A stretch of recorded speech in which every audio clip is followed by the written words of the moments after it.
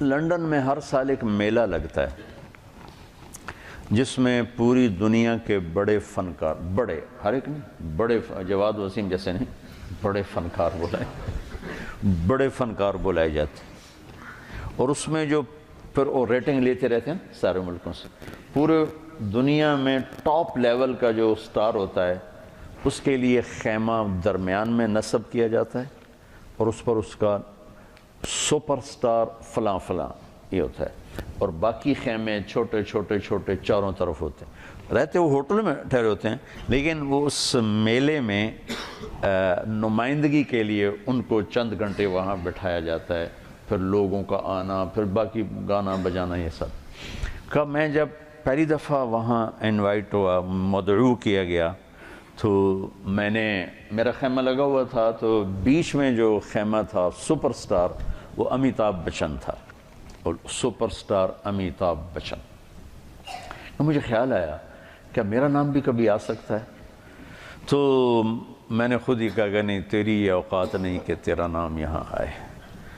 4 سال کے بعد میں جب اس میلے میں گیا تو میں دیکھ کے حیران ہوا کہ بالکل درمیان میں سپر سٹار جنید جمشید، وہ خیمہ میرے نام کا، یہ بلندی کی انتہا ہے، یہاں سے وہ چٹائی پر آیا معمولی سفر میں، آج سارا ملک رو رہا ہے، اور اب آج صبح ہی ایک بچی نے کینیڈا سے فون کر کے مجھے رلا دیا، میں تو پہلی 4 دن سے رو رہا ہوں، تو اس نے پھر مجھے رلا دیا۔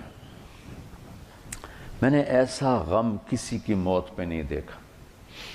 میں 46 سال ہو گئے تبلیغ میں، بڑی بڑی مذہبی شخصیات گئیں، سیاسی دنیاوی شخصیات گئیں، کسی کے رونے پر اس طرح عوام، چھوٹے بڑے، مرد عورت، مالدار غریب فقیر، سندھی بلوچی بروئی پٹھان پنجابی، میں نے کسی کو ایسے روتا نہیں دیکھا جیسے اس کی موت پر دنیا روئی ہے، روئے جا رہی۔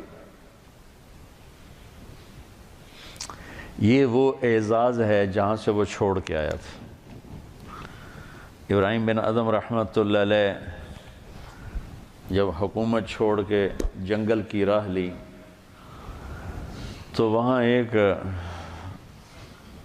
درویش پہلے بھی اللہ اللہ کر رہا تھا، اس کو غیب سے کھانا آتا تھا، ان کا کھانا آیا تو انہوں نے ان کو دعوت دی کہ آئیے کھائیے، تو انہوں نے کہا نہیں آپ کھائیں، مجھے بھوک نہیں۔ انہوں نے اپنا کھا لیا، 2 روٹی اور کچھ ساتھ ترکاری۔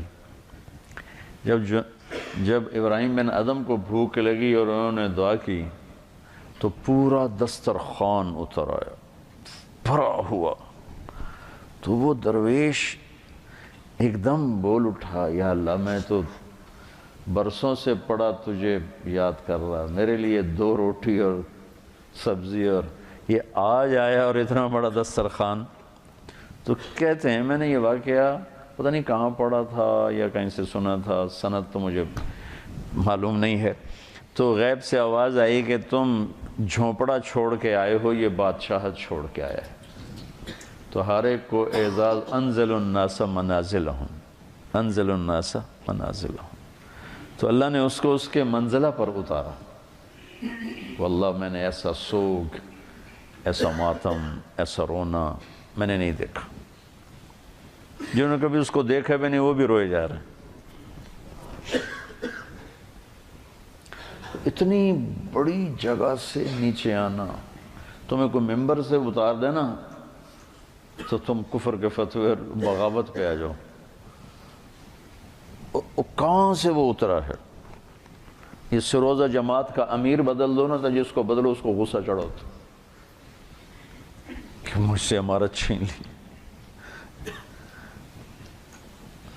تبلیغ والوں نے اس کی قدر نہیں کی، مکی مسجد والوں نے اس کی تشکیلیں بند کر دیں۔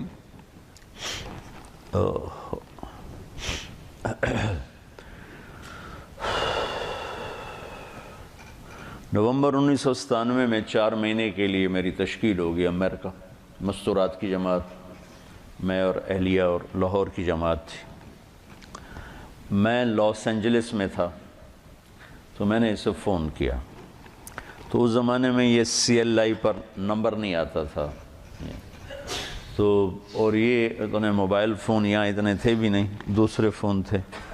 تو میں نے اس کا فون نمبر لے لیا تھا تو میں نے اس سے لاس اینجلس سے فون کیا.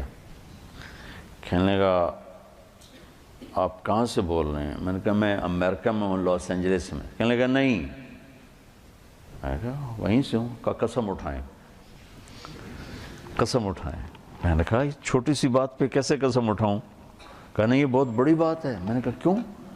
اب میں ساری دنیا پھرتا ہوں، کبھی اپنی بیوی کو فون نہیں کیا، اب مجھے فون کیسے کر رہے ہیں؟ میں نے کہا یار تم سے محبت ہو گئی تھی اس لیے فون کر رہا ہوں. بس اس ایک فون نے نا اس کے دل میں میری محبت ڈالی. میں جب یہ حج پہ جاتا ہوں میرا 60-70 ہزار روپیہ صرف فون کا بل ہوتا ہے. 3,000 تقریباً ریال میرا ہر سفر میں 15-20 دن میں میرا فون کا ہوتا ہے کہ میں ایسے ہی فون کرتا رہتا ہوں. وہاں کا فون وہ ہزاروں بیانوں سے بڑھ کر ہوتا ہے. بیان تو ایک چھوٹی سی چیز ہے. مولانا نیاز صاحب رحمۃ اللہ علیہ فرمایا کرتے تھے کہ تبلیغ میں بیان کا اتنا ہی حصہ ہے جتنا جسم میں زبان کا. 6 فٹ کے جسم میں 5 فٹ 10 انچ 8 انچ کے جسم میں 2 انچ کی زبان ہے. کہ اتنا ہی تبلیغ میں زبان کا حصہ ہے، بول کا بیان کا. باقی لوگوں کو دل لینے کے لیے پتہ نہیں کیا کیا جتن ہے. تو اس پر اتنا اثر ہوا اس بات کا کہ انہوں نے مجھے امریکہ سے فون کیا. تو پھر میں اسے پورے سفر میں فون ملاتا رہا، اب یہاں ہوں، اب یہاں ہوں، اب کیا حال ہے، اب کیا حال ہے. تو اللہ نے اس کے دل میں میری محبت ڈال دی.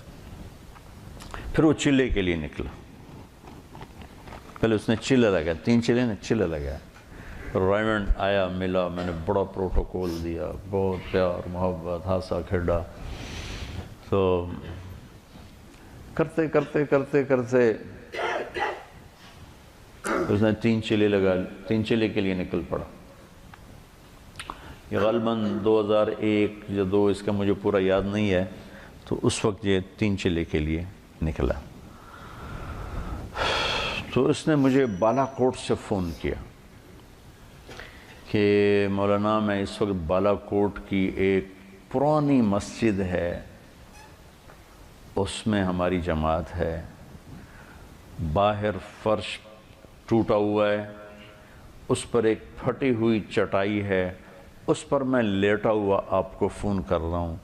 اور جس سکون چین کو میں 5 سٹار ہوٹلوں میں ڈھونڈتا تھا وہ مجھے یہاں اس ٹوٹی ہوئی مسجد اور پھٹی ہوئی چٹائی پہ مل چکا ہے. مجھے یوں لگ رہا ہے میں ہوا میں اڑ جاؤں گا. بعین ہی اس کے یہ الفاظ تھے.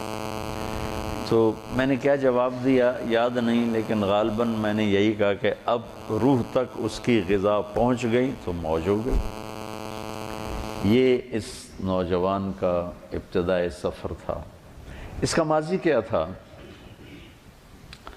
گلیمر کی دنیا میں، شوبز کی دنیا میں اتنا بڑا موسیقی میں سٹار آج تک نہیں، پاکستان میں نہیں ہے.